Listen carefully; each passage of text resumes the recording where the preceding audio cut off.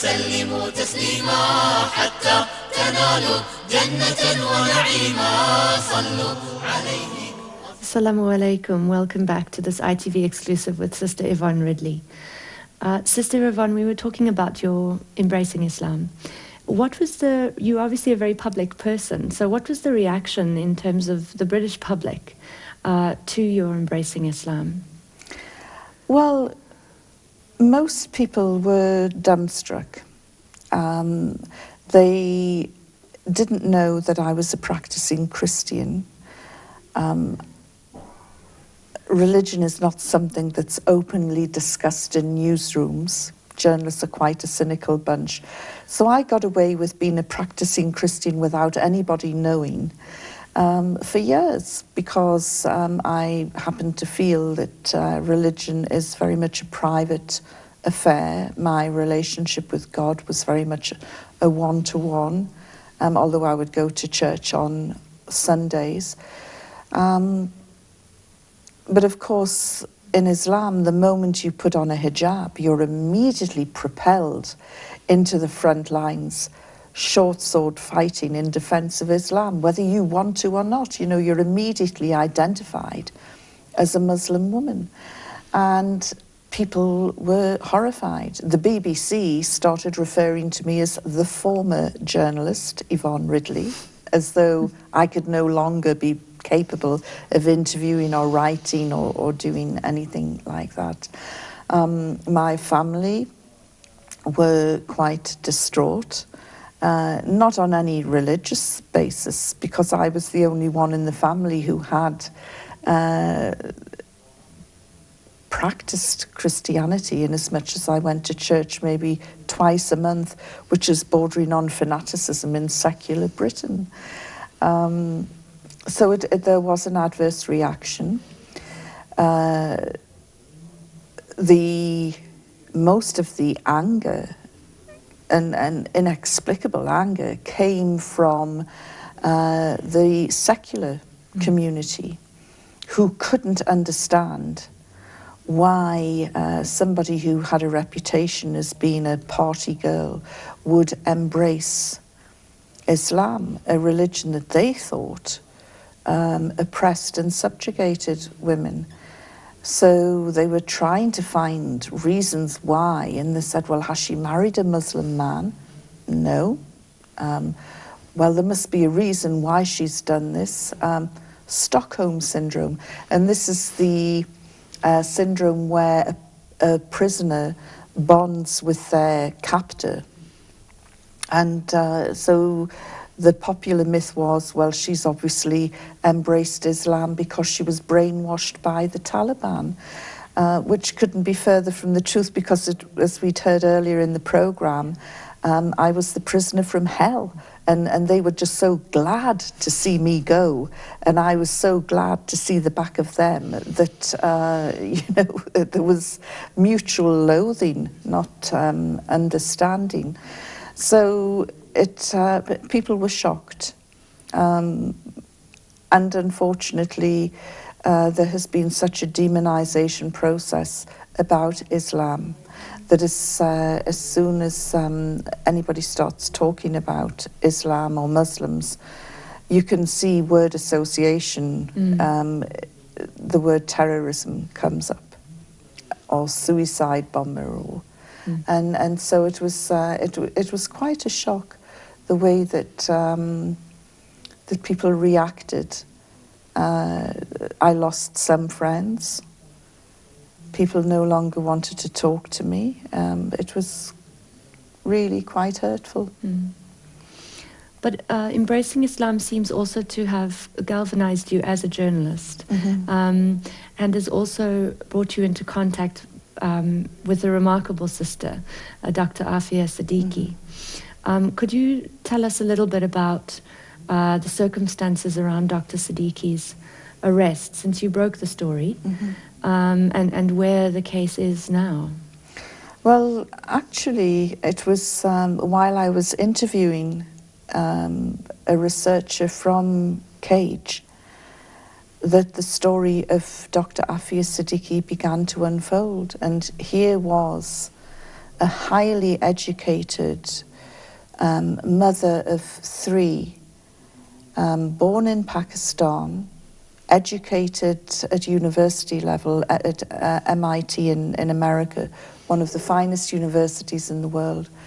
And she was kidnapped from a taxi in Karachi, put into a people carrier in a joint operation with the Pakistan authorities, possibly the ISI, and US intelligence.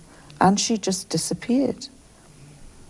And there was no known reason why Afia Siddiqui would have been targeted in such a way. One can only assume that her arrest and detention was like so many others carried out by the US. It was based on a malicious tip-off, somebody with a vendetta, an axe to grind against her or her family. And, you know, this is why the cages in Guantanamo began filling up rapidly after the war on terror started, because people wanted to settle scores and they got the gullible Americans to do their dirty work for them. Unfortunately, Dr. Afia Siddiqui was caught up in this, and she disappeared along with her 3 children. The narrative that came out was that this woman had gone on jihad to Afghanistan. Now, any mother listening to this show today will be laughing, because any woman with 3 children under the age of 5 doesn't even contemplate going to the corner shop to buy some milk, never mind taking 3 kids into a war zone in Afghanistan where you couldn't even wheel a pram because the roads are covered and baked and caked in mud. It was a nonsense. But unfortunately, US intelligence is a contradiction in terms, and this narrative came out. Then the FBI came out with this astonishing story that she had spent the previous summer in Sierra Leone buying conflict diamonds for Al-Qaeda. Her lawyer, because the family appointed a lawyer to try and find out where she was, her lawyer said, this is a ridiculous story. Of course she wasn't in Sierra Leone. She was actually running a nursery project for children in Boston, in America, and between these dates, and completely blew this ridiculous story out of the water. Everything went quiet for some years. I became involved, and through some good fortune, I stumbled on the fact that Afia was being held in Bagram prison, and her prison number was 650. The American administration denied this. They said I was a fantasist, that I was making this up, that there was no Afia Siddiqui in Bagram. Furthermore, there were no women prisoners in Bagram. And so I began to dig a bit more. I got 2 eyewitnesses who had served many years in Bagram, who confirmed there was a woman there. Her treatment and condition was so appalling that the entire prison in Bagram went on hunger strike until she was removed, because she had no privacy. She was forced to use an open toilet in full view of all the male prisoners. She was forced to shower in full view of all of the male prisoners. She was sexually abused by US soldiers in front of all of the male prisoners. And as soon as this started to emerge, the Americans were in denial, and then suddenly there was a reversal. And they said, oh, actually, yes, you're right, there was a woman prisoner. We forgot about her, but she's been returned home. They wouldn't tell me which country she came from, They confirmed that her number had been 650, but they denied that it was Afia Siddiqui. So I then went back to Pakistan and asked the media for help. More than 100 journalists turned up, and I toured the length and breadth of Pakistan asking people, please help me find prisoner 650. Even if she doesn't want to go on the record, if she just tells me it was me and I'm home and fine and well and leave me alone, that's fine. And you can't keep secrets in Pakistan. It's a fantastic place. It's a wonderful society, and I love the people there. It's like a second home for me. And everybody was searching for this woman. Of course, nobody came forward because the woman was Afia Siddiqui. And this was finally confirmed when another detainee, Binyam Mohammed, returned from Guantanamo, and the first interview he gave was to me to say, the woman that I saw in Bagram was Dr. Afia Siddiqui. I didn't know who she was. You have shown me this photograph, and the woman in this photograph is the woman I saw in Bagram. And of course the photograph was Dr. Afia Siddiqui. Despite all of this, the Americans are still in denial.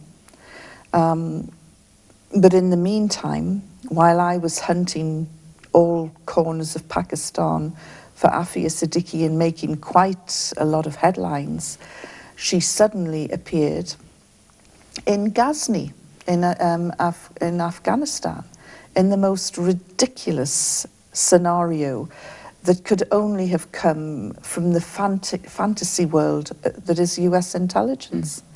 She was found wandering on her own, which women never ever do in Afghanistan, but she was found wandering on her own, carrying a handbag with 3 or 4 different types of chemical explosives and pictures of the Manhattan skyline.